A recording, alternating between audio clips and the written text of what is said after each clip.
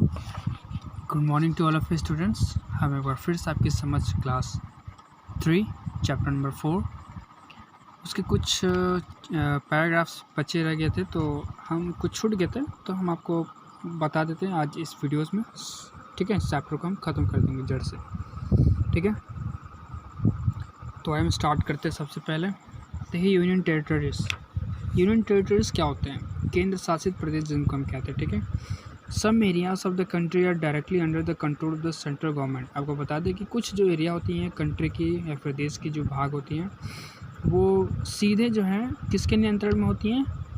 केंद्रीय सरकार के नियंत्रण में होती हैं।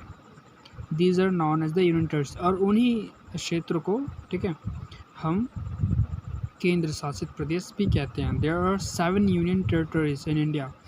आपको बता दें कि 7 केंद्र शासित प्रदेश हमारे भारत में पाए जाते हैं। ठीक है, भारत में every union territory is headed by a lieutenant governor. ठीक है, ये सभी जो है लोग लेफ्टिनेंट गवर्नर क्या कर रहे, लेफ्टिनेंट राज्यपाल इन यूनियन टेरिटरीज पे, केंद्र शासित प्रदेश पे राज प्रशासन करते हैं। ठीक है, अभी फ़िलहाल इस समय करंट में आपको बता दें कि 29 स्टेट्स हैं और 9 यूनियन टेरिटरीज भी हैं। ठीक है,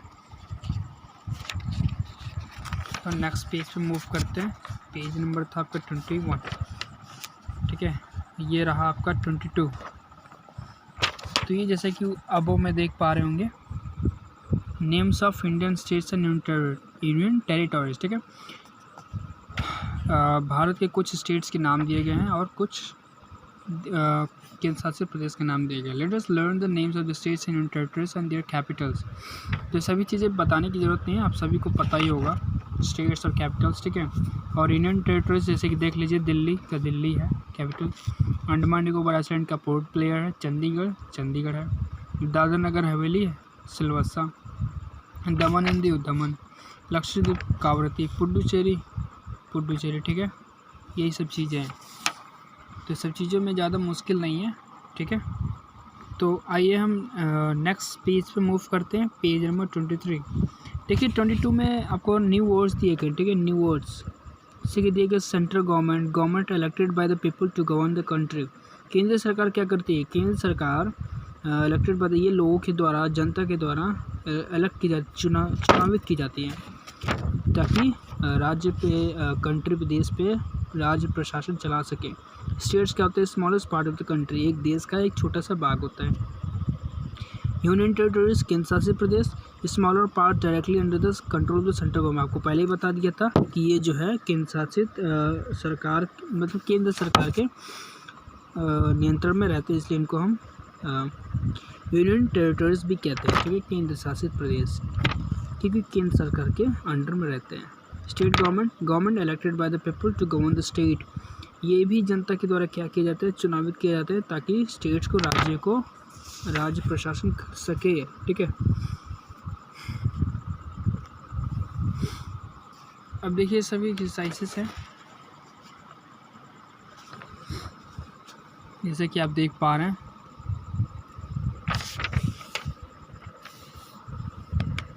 India became a republic in 1947. The president and the prime minister live in New Delhi. There are 7 union territories in India. The chief minister. ये सभी ट्रू फॉल्स जैसे कि आप देख पा रहे हैं ना, सभी चीज़ें ट्रू फॉल्स। ठीक है, match the following, tick the correct option, ये सभी हम नेक्स्ट वीडियोस में आपको हम मिलेंगे। ठीक है, तब तक के लिए हम पढ़ेंगे नेक्स्ट चैप्टर। ठीक है, समय में कुछ देखिए, सभी चीज़ें ईजी हैं। ठीक है, टाइम कम है तो हम आपको थोड़ा सा जल्दी करेंगे। ठीक है, ये सब चीज़ें आसान है, कोई बड़ी बात नहीं है सबको करना। ठीक है, तो अब नेक्स्ट चैप्टर में हम मुड़ेंगे। ठीक है, आइए देखते हैं चैप्टर नंबर 5 है, आवर इन्वायरमेंट। ठीक है, आवर इन्वायरमेंट हमारा मतलब कि क्या? पर्यावरण। ठीक है, आवर इन्वायरमेंट।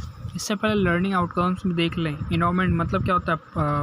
पर्यावरण, पॉल्यूशन। ये सभी 2 पॉइंट्स हम पढ़ेंगे। ठीक है, इन्वायरमेंट और पॉल्यूशन। ठीक है, पॉल्यूशन मतलब प्रदूषण। ठीक है, अब देखिए इन्वायरमेंट मतलब क्या होता है? वातावरण।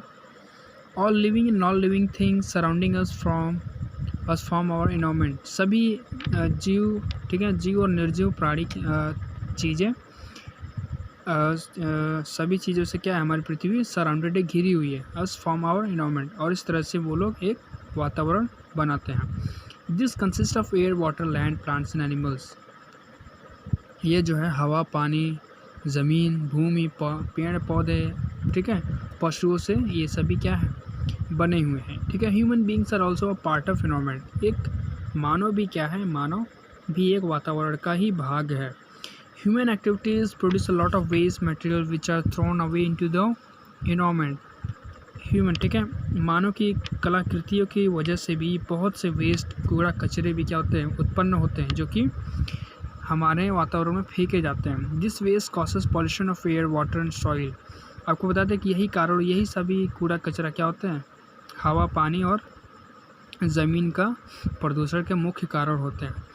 Increasing pollution needs houses to live, ठीक है, लिव इन। अब देखिए कि इंक्रीजिंग पॉपुलेशन, अब जैसे कि देख पा रहे हैं कि जैसे जनसंख्या बढ़ती जा रही है तो घर की संख्या भी कम होती जा रही है, जिससे कि लोगों को रहने में दिक्कत हो रही है, ठीक है। More and more trees are being cut down to clear land for residential purpose. और बहुत ज़्यादा से ज़्यादा लोग पेड़ का कटाव कर रहे हैं ताकि एक अच्छा सा घर लोग बना सके, रहने के लिए एक सदन, एक आलय बना सके। The growing population demands for more and more food. अब जिस तरह से जनसंख्या बढ़ रही है उस तरह से लोगों और ज़्यादा खाने की मांग या फिर भोजन वस्तु की मांग हो रही है। Agricultural lands is limited. आपको बता दें खेती बाड़ी के जो खेत होती हैं, ठीक है, जो ज़मीन होती है वो काफ़ी सीमित होती हैं। So fertilisers are added to the soil to increase produce. जिस तरह से फर्टिलाइजर्स होते हैं, उपजाऊ लोग होते हैं, जो लोग उपजाते हैं, ठीक है, अन्न को, are added to the soil increase added to the soil to increase produce. वो क्या होता है, जुड़े होते हैं, ज़मीन से जुड़े होते हैं ताकि वो और ज़्यादा मात्रा में वो इंक्रीज़ कर सकें अनाज को। This is lowering the quality of the soil. इस तरह से हमारी मिट्टी की गुणवत्ता क्या हो जाती है, गुणवत्ता कम हो जाती है, घट जाती है। Thus we can say that every day we are polluting our natural environment. इस तरह से हम, इस प्रकार से हम कह सकते हैं कि प्रत्येक दिन हम अपने वातावरण को दूषित कर रहे हैं, ठीक है। अब देखिए नीचे आपको दिख रहा होगा क्लियरिंग फॉरेस्ट एरिया, जैसे देख पा रहे हैं ना, जैसे भी हो गई, ये सब चीज़ें क्या कर रही हैं, पेड़ का कटाव कर रही हैं। अब देखिए पॉल्यूशन क्या होता है, पॉल्यूशन मतलब प्रदूषण। Pollution means any contamination of air, soil, water and environment, ठीक है। पॉल्यूशन का मतलब होता है, ठीक है, पॉल्यूशन का मतलब क्या होता है, कंटामिनेशन ऑफ एयर। एयर का मतलब गंदा होना, ठीक है। कंटामिनेशन मतलब कि ये टॉक्सिक मटेरियल होता है, ठीक है, हवा को भी दूषित करता है, जैसे कि इंडस्ट्री से, बड़े बड़े इंडस्ट्री से निकलने वाली धुएँ, ठीक है, सॉइल हो गए, वाटर हो गए हैं और इन्वायरमेंट हो गए, सभी इन्वायरमेंट क्या करते हैं, सभी चीज़ों को दूषित करते हैं, इसी को हम पॉल्यूशन कहते हैं। Even loud noise and sound it also a part of pollution.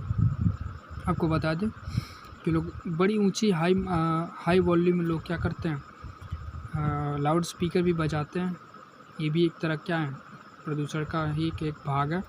The harmful substances that contaminates air, water and land are called pollution. आपको बता दें कि जो हार्मफुल, ठीक है, हमारे लिए हार्मफुल हैं, हमारे लिए काफ़ी ख़तरनाक है, ठीक है, हमारे लिए हानि करने वाली चीज़ें हैं, सब्सटेंस हैं, जो कि एयर को गंदा करते हैं, वाटर को, पानी को गंदा करते हैं और ज़मीन को गंदा करते हैं। इसी चीज़ को हम पॉल्यूशन तो कहते हैं, ठीक है, इसी को पॉल्यूशन कहते हैं। एग्जाम्पल भी देख सकते हैं, smoke is a pollution that is a harmful to our body. जैसे कि आप रेलवे स्टेशन जाते होंगे ना, पेट्रोल पंप पे जाते हो तो ये लिखा रहता है नो स्मोकिंग, ठीक है, नो स्मोकिंग, ठीक है। आप कोई भी मूवी देखिए, फिल्म देखिए, उससे पहले आपको स्मोकिंग का पहले ऐड दिखाएगा। वो इसीलिए दिखाता है ऐड कि आप ऐसा स्मोकिंग ना करिए, आपके स्वास्थ्य के लिए हानिकारक है, ठीक है। टीवी खोलिए, वहाँ भी आपको स्मोकिंग का ऐड दिखाई देगा। कोई भी मूवी देखिए, कोई भी मूवी, उसमें आपको स्मोकिंग का ऐड दिखाई दे। रेलवे स्टेशन पर जाइए, वहाँ भी आपको स्मोकिंग का ऐड दिखाई देगा, ठीक है। पेट्रोल पंप पे जाइए या फिर मोबाइल शॉप पे जाइए, वहाँ भी आपको दिखाएगा। तो ये सभी चीज़ें क्या है, पॉल्यूशन है, ठीक है।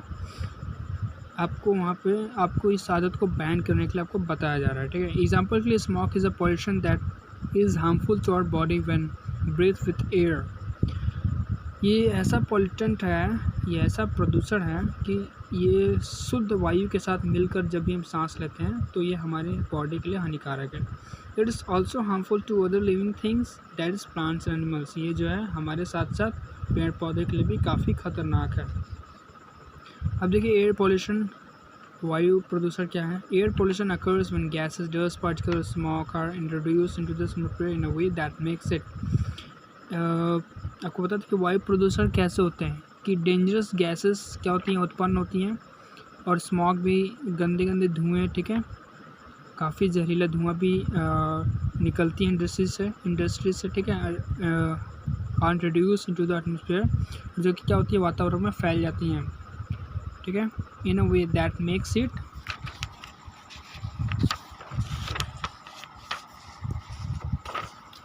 Makes it harmful to human, जो कि मानव के लिए और पेड़ पौधों के लिए हानिकारक बनाता है। This is because the air becomes contaminated और अनक्लीन। इस तरह से हवा काफ़ी दूषित और घातक हो जाता है, ठीक है। अब देखिए, the earth is surrounded by a blanket of air called the atmosphere. आपको बता दो कि पृथ्वी हमारी क्या है, एक हवा की चादर से लिपटी हुई है, उसको हम कहते हैं एटमॉस्फेयर, ठीक है। The atmosphere helps protect the earth from harmful rays of the sun. The atmosphere क्या करता है, ये हानिकारक सूर्य की किरणों से आने वाली, ठीक है, सूर्य की किरणों से हानिकारक रेस, किरण से हमें बचाती हैं, and allows life to exist, और जीवन यापन भी करते हैं, यापन करने में सहायता करते हैं। The smoke release from burning fuels from factories and the vehicles the major sources of air pollution. आपको पहले बता दिया था कि जो गंदे धुएँ होते हैं, ठीक है, जो कि कहाँ से, ईंधन को जलने से, फैक्ट्रियों से निकलती हैं, ठीक है, या फिर साधन से निकलने वाली धुएँ, ये सभी क्या है, बहुत बड़ा एयर पॉल्यूशन मानी जाती है। Air pollution is one of the major causes of cough, asthma and burning eyes that you develop. वायु प्रदूषण से ही खांसी हो जाता है, अस्थमा का बीमारी हो जाता है, और आँख का जलना हो जाता है। ये सभी चीज़ें क्या है, हम और आप मिलकर इसको डेवलप करते हैं, ठीक है। तो बिल्कुल क्या कीजिएगा, आप सभी चीज़ों को बैन करिए, ठीक है, सभी चीज़ को साफ़ सुरक्षित रखिए। इस लॉकडाउन में आप सब अपने आसपास की चीज़ों को साफ़ और सुरक्षित रखिए, ठीक है। ये लॉकडाउन क्या है, इसमें कोरोना वायरस के चलते इसमें आपको साफ़ सफाई पे पूरा ध्यान करने को कहा जा रहा है, ताकि अपनी चीज़ों को साफ़ सुथरा रखेंगे, आप भी स्वस्थ रहेंगे, और आपके परिवार भी साफ़ सुथरा भी रहेगा और स्वस्थ भी रहेगा, ठीक है। एक तरह से यही सीख देता है, ठीक है। तो आप रहिए सुरक्षित घर में, आप बिल्कुल मेहनत करके आप पढ़िए, ठीक है, क्योंकि जितनी वीडियोस हम आपके लिए बना रहे हैं काफ़ी मेहनत से बना रहे हैं। आज के लिए इतना ही, हम मिलेंगे आपसे अगली वीडियोस में, तब तक के लिए बने रहिए हमारे साथ। अपने कीमती समय को हमारे साथ बिताने के लिए आपका बहुत बहुत शुक्रिया। Thank you students.